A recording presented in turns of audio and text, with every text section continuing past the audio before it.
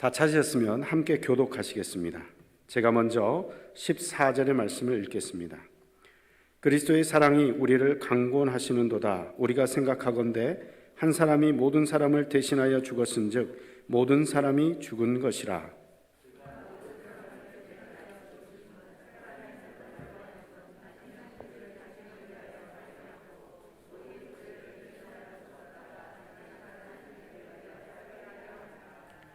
그러므로 우리가 이제부터는 어떤 사람도 육신을 따라 알지 아니하노라. 비록 우리가 그리스도도 육신을 따라 알았으나 이제부터는 그같이 알지 아니하노라. 그런즉 누구든지 그리스도 안에 있으면 새로운 피조물이라. 이전 것은 지나갔으니 보라 새 것이 되었도다. 아멘. 오늘 본문을 통해 사도 바울은 우리 모두가 새로운 피조물이 되었다고 선포하고 있습니다. 그냥 선포하는 것이 아니라 보라 새 것이 되었도다 라고 감격하고 있습니다. 오늘 본문 5장 17절 말씀을 다시 한번 읽어보도록 하겠습니다. 그런즉 누구든지 그리스도 안에 있으면 새로운 피조물이라. 이전 것은 지나갔으니 보라 새 것이 되었도다. 아멘. 2주 전에 특별 새벽 집회가 있었습니다. 우리 초등학교 6학년, 중학교 2학년인 우리 두 자녀를 위해서 특별 새벽 집회를 개근을 하게 되면 제가 선물을 하기로 했습니다. 특별히 우리 딸 아이한테 했던 선물이 이제 핸드폰 선물이었습니다. 아직까지 자기 번호가 없이 한 번도 핸드폰을 가져본 적이 없어요. 근데 이제 온라인 수업이 진행이 되고 비대면 수업이 계속되다 보니까 아이한테 되도록이면 늦게 핸드폰을 해주려고 했는데 어쩔 수 없이 이제 핸드폰이 필요한 시대에 그런 세상이 왔기 때문에 이제 아이한테 해주기로 약속을 했습니다. 특별 새벽 집회를 개근을 했습니다. 그래서 아이한테 처음으로 자기 번호가 있는 핸드폰을 선물을 해줬습니다. 그 핸드폰을 받고 나서 환호성을 지르고요, 미친 것 같이 날뛰더라고요. 집에 돌아왔는데 막 소리를 지르고, 그 장면은 저만 봤어요. 네, 우리 집사람은 그때 없어가지고 이렇게 좋을까 막 환호성을 지르고 난리가 났습니다. 자기 핸드폰이 없다가 그리고 계속해서 저를 졸랐거든요.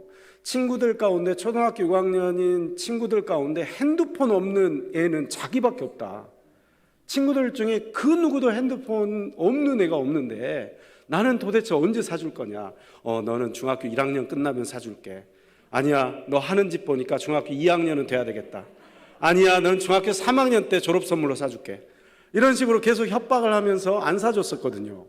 근데 이게 계속해서 이제 집에서 이제 온라인 수업을 하다 보니까, 그리고 이제 연락이 계속해서 그 카톡으로 오고 뭐 이렇게 이제 학교 알림글도 애가 알아야 되고 뭐 공부를 이제 어떻게 해야 되는지, 수업 진도가 어떻게 되는지 알아야 되니까 이걸 계속해서 엄마가 받아가지고 전달을 해주고 이게 이제 커뮤니케이션 할 때 너무 어렵더라고요.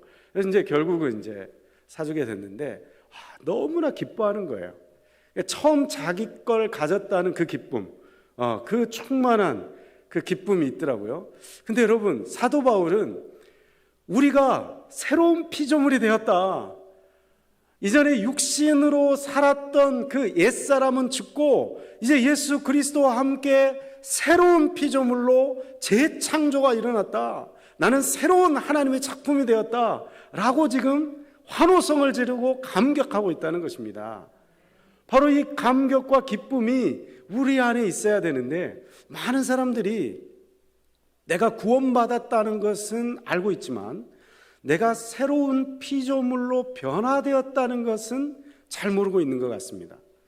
제가 유튜브를 통해서 얼마 전에 SBS 동물농장이라는 한 프로그램을 보게 됐는데요. 그 동물농장 프로그램에 보니까 산골소녀 보아라는 꼬마 아이 이야기가 나오는데요. 그 산골소녀 보아가 늑대하고 함께 삽니다. 늑대를 키우는데요. 그 집이 산골에서 늑대가 한 5, 6마리 되는 것 같아요. 그리고 늑대만 키우는 것이 아니라 늑대하고 함께 늑대개가 있습니다. 그러니까 늑대의 어떤 그 혼종이겠죠. 개와 늑대 사이에 태어난 늑대개가 있어요. 아마도 셰퍼드라는 종하고 이제 이렇게 그 결합이 된 것 같아요. 덩치가 엄청 크죠. 늑대 혹시 저기 동물원 다 가보셨죠? 그렇죠? 예. 동물원에 가서 깜짝 놀라잖아요. 실제 늑대 크기를 보면. 다 가보셨죠? 그렇죠? 예. 엄청 커요, 늑대가. 개만한 게 아닙니다. 늑대는 엄청 커요. 근데 그 늑대개를 키우는데요, 늑대개하고 막 뽀뽀도 하고 막 늑대개를 막 때리고 혼내기도 하고 늑대개 위에 올라타기도 하고, 그런 그 상골소녀 보아가 늑대와 함께 그렇게 지냅니다. 그런데요, 그 늑대개 무리 중에서 서열 1위 동물이 있습니다. 제가 깜짝 놀랐는데요, 서열 1위 동물은 그 늑대 중에 한 마리가 아니고, 그리고 또 늑대 개 중에 한 마리도 아니었고, 그 안에 살고 있는 똑순이라는 암컷 진돗개였어요. 똑순이라는 암컷, 수컷도 아니고 암컷 진돗개. 그 개가 서열 1위예요. 그래서 개가 한번 자기 집에서 나오잖아요. 그러면 늑대도 그렇고 늑대개도 막 숨어요. 무서워가지고. 똑순이가 막 그래가지고 그냥 한번 확 물려고 하면 막 꼬리를 내리고 도망가고요. 담장을 넘어서 도망가려고 막 그래요. 얼마나 무서운지. 근데 덩치는 똑순이가 늑대개의 한 절반도 안 됩니다. 엄청나게 작아요. 똑순이는 그냥 진돗개 크기니까. 그리고 게다가 수컷도 아니고 암컷이에요. 오죽하면 똑순이라고 지었겠어요? 근데 똑 부러지더라고요. 걔가 아무래도 그 진돗개가 먼저 성견이 되었습니다. 그리고 뒤에 늑대개가 태어난 거예요. 그리고 늑대들도 뒤에 와가지고 새끼 때부터 기른 거예요. 그러니까 자연스럽게 서열 정리가 된 거예요.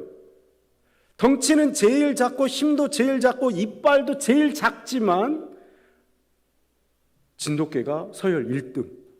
그리고 그 밑에 이제 늑대 그리고 또 늑대개들이 그 밑을 차지하고 있는 거예요.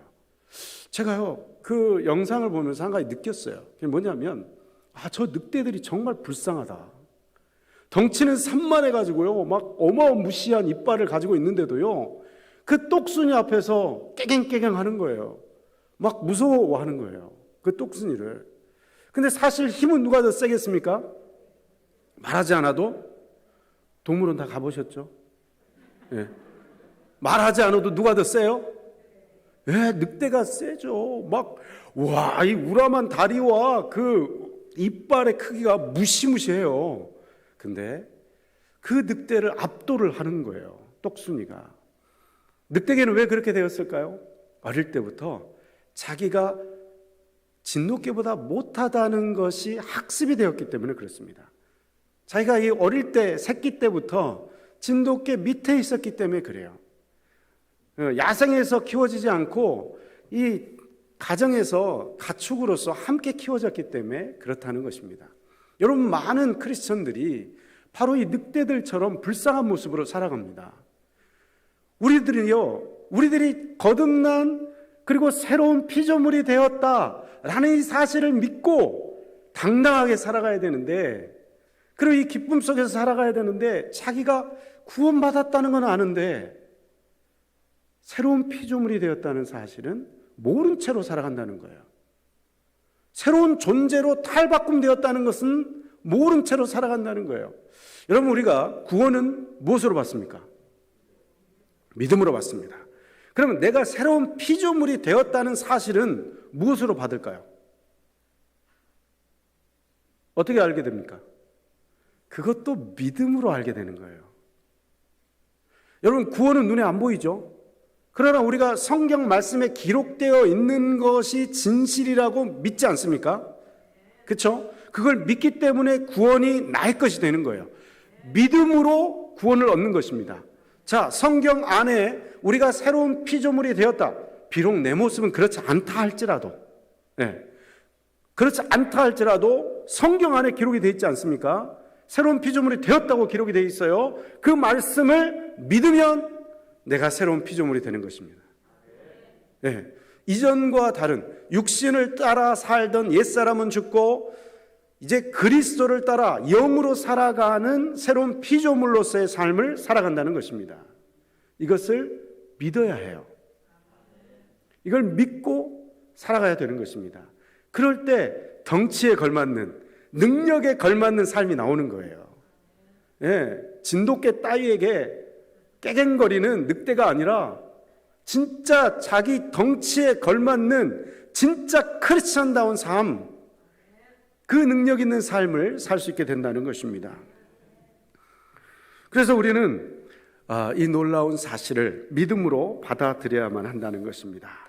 에베소 2장 8절로 9절에 이렇게 말합니다. 너희는 그 은혜에 의하여 믿음으로 말미암아 구원을 받았으니 이것은 너희에게서 난 것이 아니요 하나님의 선물이라. 행위에서 난 것이 아니니 이는 누구든지 자랑하지 못하게 하려 함이라. 여러분, 믿으면 그 은혜가 나의 것이 됩니다. 새로운 피조물로 변했다는 것을 믿으면 그 능력이 나에게서 나타나는 것입니다. 그 이전까지는 육신을 따라 살고 사탄이 좋아하는 음성을 들었지만, 그리고 세상을 따라 살았지만 내가 새로운 피조물이 되었고 이제 그리스도를 따른 삶으로 살아갈 수 있다는 사실을 깨닫게 된다면 이제 주님의 음성을 듣는 존재가 되는 것입니다.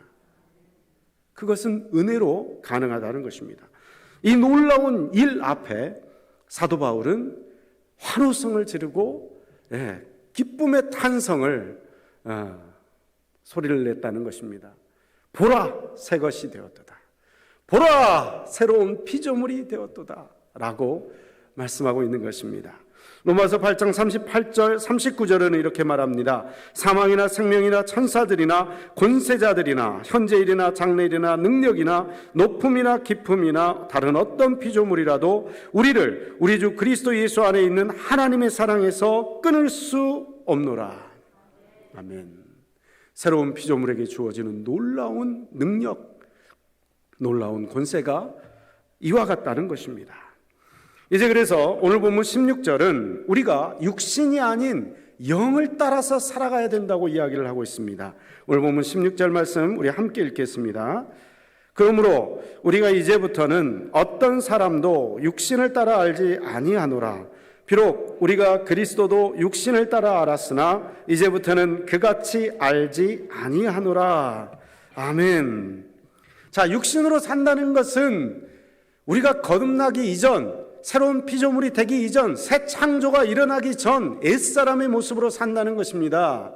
감각으로만 산다는 거예요. 내 지식으로만 산다는 것입니다. 학습받은 대로, 이 시대의 문화가 말하는 대로만 사는 사람, 이것이 바로 옛사람의 모습입니다. 우리가 공부한 대로, 그리고 세상 사람들이 동일하게 누리고 그리고 또한 그 안에서 살아가고 있는 그 문화가 이야기해 주는 대로, 우리가 학습받은 대로, 내가 느끼는 감각대로 살아가는 것이 바로 육신으로 살아가는 거예요.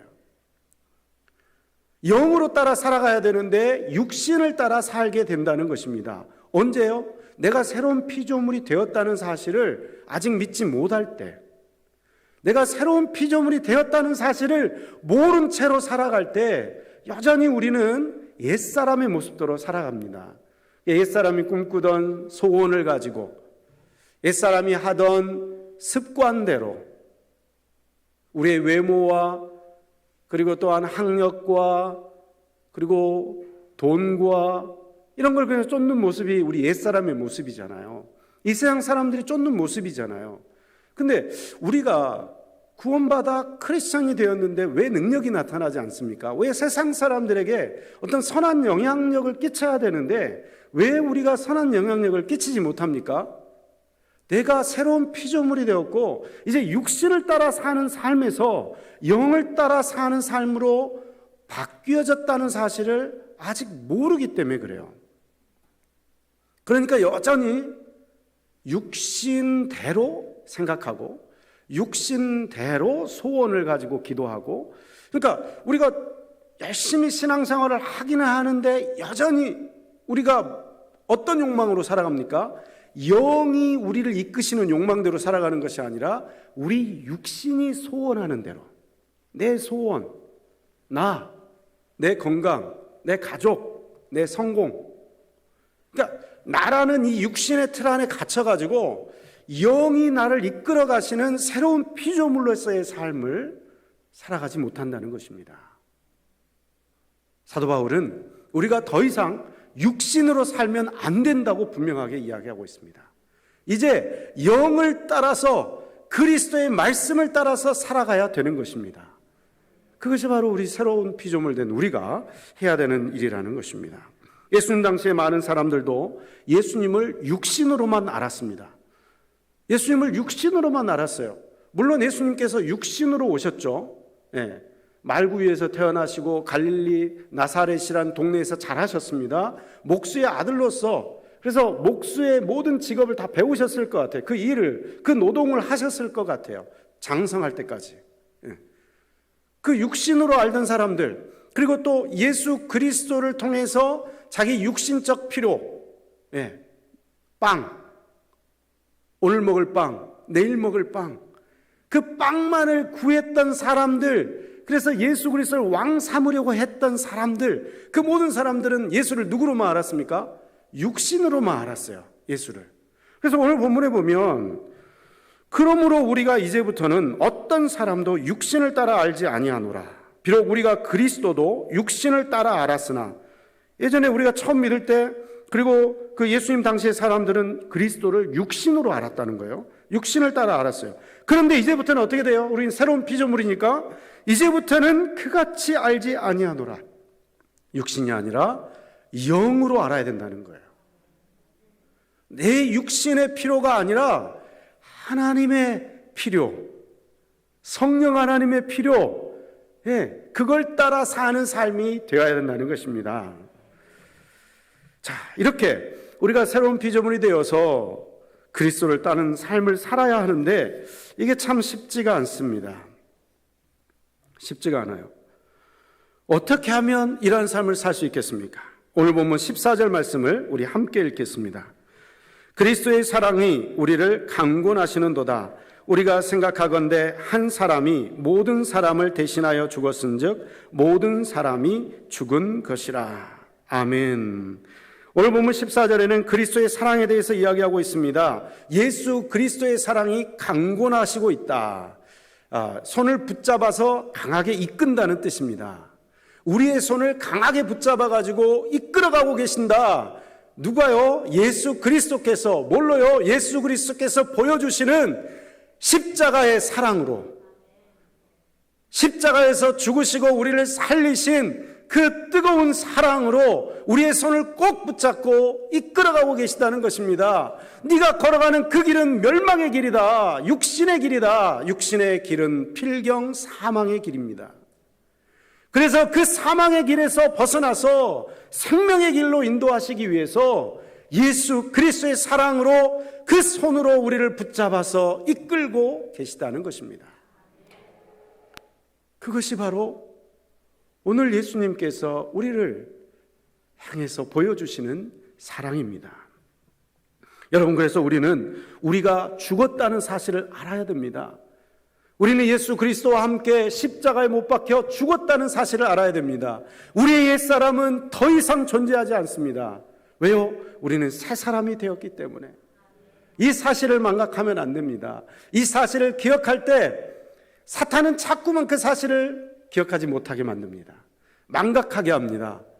그래서 계속 이 문화가 이야기하는, 이 시대의 문화가 이야기하는 대로 육신으로만 살게끔 하려고 합니다. 그러면 능력이 안 나타나니까, 그러면 많은 사람들이 구원받지 못하니까, 그렇게 해야 선한 영향력을 끼칠 수 없기 때문에 우리를 그저 평범하게 그저 좋은 사람으로 살게 합니다.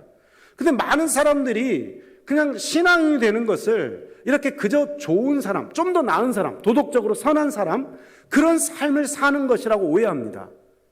아니요, 그렇지 않아요. 그냥 착하게 사는 삶은요, 불교를 다녀도 괜찮아요. 여러분, 불교에서 얼마나 좋은 가르침이 있습니까? 살생하지 말라. 예? 불경만 잘 들어도요, 좋은 사람 됩니다, 여러분. 착한 사람 돼요. 욕심 부리지 않고, 남한테 해코지 안 하고, 그래서 좋은 사람으로 살 수 있어요. 여러분, 우리가 교회를 와가지고 예배를 통해서 귀한 말씀을 듣습니다. 하나님 말씀을 듣습니다. 좋은 사람 되려고 듣는 줄 아십니까? 아니에요. 아니에요. 우리가 새 사람이 되었기 때문에 그 말씀을 믿고 새 사람으로서 살기 위해서 말씀을 듣는 거예요. 그러니까 이 새로운 피조물이라는 사실을 믿지 못하고 하나님의 말씀, 이 성경이 하나님의 말씀이라는 사실을 믿지 못할 때 그냥 좋은 도덕적 교훈으로 들리는 거예요. 그래, 나에게 나쁜 짓 한 사람도 용서해야지. 아이고, 용서해야지. 안 되지만 용서해야지. 계속 이러고 사는 거예요. 다람쥐 쳇바퀴 돌듯 계속해서 그렇게 살아가는 거예요. 네. 내가 구하는 소원, 여러분 기도를 어떤 내용으로 지금 기도하고 계십니까? 어떤 내용으로 기도하고 계십니까? 사실 내가 새로운 피조물이라는 사실을 모르고 그걸 믿지 못하기 때문에 그냥 육신을 따라 구하고 있지 않습니까? 그냥 내 필요, 내 소원, 그것 가지고 그냥 남한테 이렇게 되도록이면 신세 안 지고, 그리고 좀 도움이 필요한 사람 조금 도와주면서 착하게 그저 그냥 좀 더 좋은 사람으로 그렇게 사는 걸 신앙생활로 생각하고 그냥 살아가는 거예요. 그래서 우리는 실제로 믿는 사람이 아니라 그냥 종교인으로 살아가는 것입니다. 예배를 드려요. 새벽에도 나와요. 부르짖고 기도해요. 헌금도 해요. 헌신과 봉사도 있어요. 그런데 좀 더 나은 사람이 되기 위해서 몸부림치는 거예요. 여러분, 레오나르도 다빈치가 그린 그 모나리자라는 작품이 있습니다. 우린 다 알죠. 저는 실제로 본 적은 없습니다.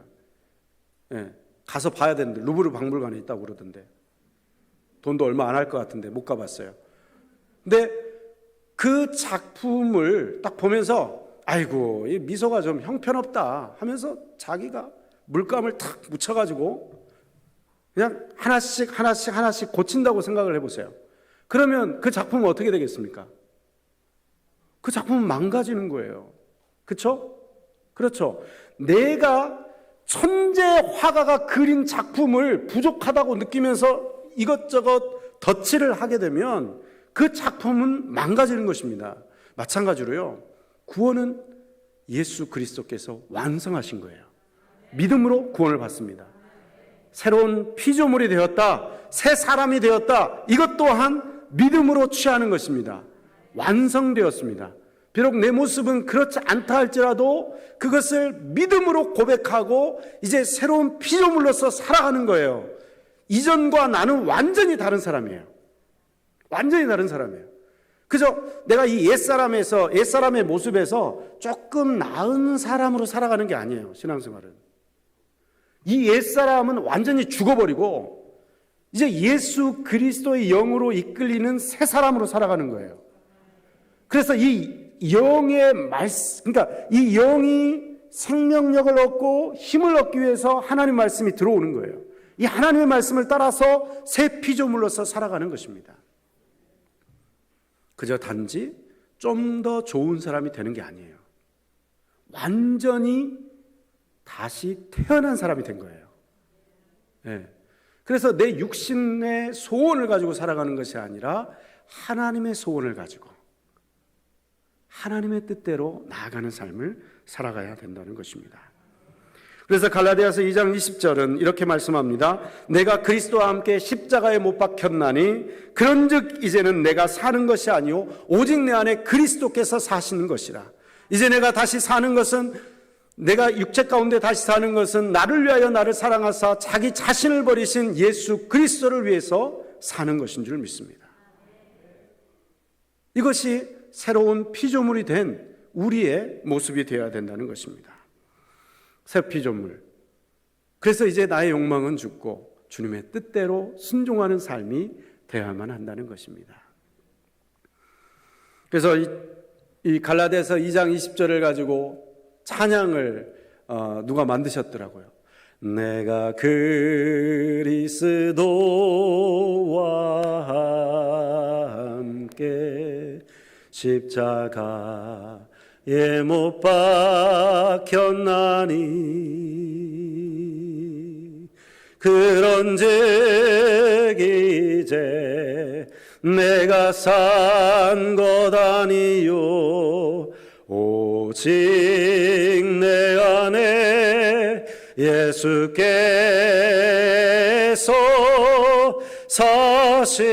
사신 것이라. 오직 주님이 사시는 것입니다. 이러한 삶이 우리에게 이루어지길 원합니다. 우리 주님께서 그 삶을 사시도록 우리를 강권하고 계시다는 것입니다. 우리를 그 사랑으로 이끌고 계십니다. 여러분, 근데 예수님께서 우리의 팔을 붙잡아서 그 사랑으로 우리를 이끌어 가실 때 무엇으로 이끄십니까?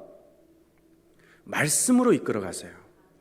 예수님께서는 말씀이 육신이 되어서 이 땅 가운데 거하신 하나님이십니다. 그리고 우리에게 이 성경을 통해서 하나님의 말씀을 듣게 하십니다. 그리고 예수님께서는 부활하시고 승천하실 때 한 가지 우리에게 약속을 하시는데, 그 약속의 구절을 곰곰이 생각해 보면 아주 놀라운 비밀이 숨겨져 있습니다.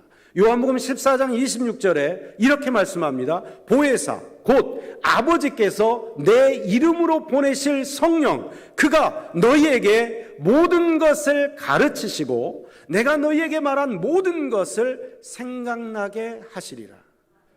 예수님께서 승천하시면서 한 가지 약속해 주셨다면 얼마나 귀한 약속입니까? 얼마나 중요한 약속이겠습니까? 그 중요한 약속, 그것이 무엇이냐면 성령님이 오시고 그 성령님께서 해주시는 일이 있는데, 예수님의 말씀을 가르치시고 예수님의 말씀을 생각나게 하신다는 것입니다. 예수님께서 우리의 팔을 붙잡아서 이끌어 가실 때, 그래서 예수의 영이요 말씀의 영이신 성령 하나님이 우리의 팔을 이끌어 주세요. 뭘로요? 예수님의 말씀을 생각나게 하심으로. 예수님의 말씀을 우리가 그래서 믿고 순종만 하게 되면 새 피조물의 삶을 살게 되는 것입니다. 왜 우리에게 그 능력이 안 나타납니까? 말씀을 믿지 못하고 말씀을 순종하지 않기 때문에 그래요. 그저 좋은 교훈, 그저 좋은 말씀으로 그냥 지식으로 받아들이기 때문에 그렇습니다. 그러나 성령 하나님께서 우리에게 말씀하시는 그 말씀이 예수 그리스도십니다. 그 말씀에 순종하면 능력이 나타납니다. 그 말씀에 순종하면 세상에 선한 영향력을 끼치게 되어 있습니다. 그걸 믿지도 못하고 순종하지도 않으니까 여전히 종교인의 모습은 갖추고 있는데 능력 있는 크리스천의 모습은 나타나지 않는다는 것입니다. 우리 안에 복음의 능력이 나타나게 되기를 원합니다.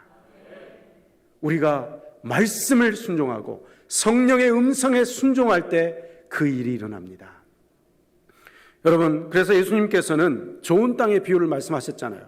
4가지 땅이 있는데 그 중에 4가지 땅 중에서 30배, 60배, 100배의 결실을 맺는 것은 무슨 땅입니까? 좋은 땅이에요. 좋은 땅만 결실을 맺습니다. 근데 그 좋은 땅을 성경에서 해석을 해놨는데 예수님이 설명을 해주시는데 어떤 땅이 좋은 땅인지 예수님이 말씀하시냐면, 말씀을 순전한 마음으로 받고 그 말씀을 착한 마음으로 순종하는 사람, 그 사람이 좋은 땅이라고 설명을 하고 있어요. 그러니까 결실 맺는 삶, 능력 있는 크리스천의 모습은 어떻게 할 때 나옵니까? 말씀을 믿고 순종할 때 나오는 거예요. 그냥 말씀을 지식으로 그냥 깨닫고 나면 내 얼굴을 거울로 보고 가서 잊어버리는 사람과 똑같다는 거예요. 반석 위에 세운 집, 비가 오고 태풍이 몰아치고 홍수가 나도 무너지지 않는 집, 그 집에 대해서 예수님이 설명하실 때도 똑같습니다. 그 위에 세운 집, 우리의 신앙, 그런 집처럼 세워야 되겠죠. 어떤 신앙입니까? 순종하는 믿음의 신앙입니다. 말씀대로 순종하는 신앙, 그것이 바로 반석 위에 세운 신앙입니다. 그런 집과 같은 신앙이에요. 말씀을 듣고 순종해야만 역사가 나타나는 것입니다. 흔들리지 않고 무너지지 않는 것입니다. 말씀을 마무리하겠습니다. 예수님의 보혈과 부활의 권능으로 보라! 잠이 다 깨셨어요. 이제 깨셔도 돼요. 설교가 끝났으니까. 새 것이 되었도다. 새로운 피조물이 되었도다. 구원을 믿음으로 받듯이 우리가 새로운 피조물이 되었다는 사실을 믿음으로 받으시기 바랍니다. 이제 말씀 되신 예수 그리스도, 보혜사 성령 하나님의 음성에 순종해서 새로운 피조물로서의 능력으로 살아가시는 저와 여러분들 다 되시기를 간절히 기원드립니다.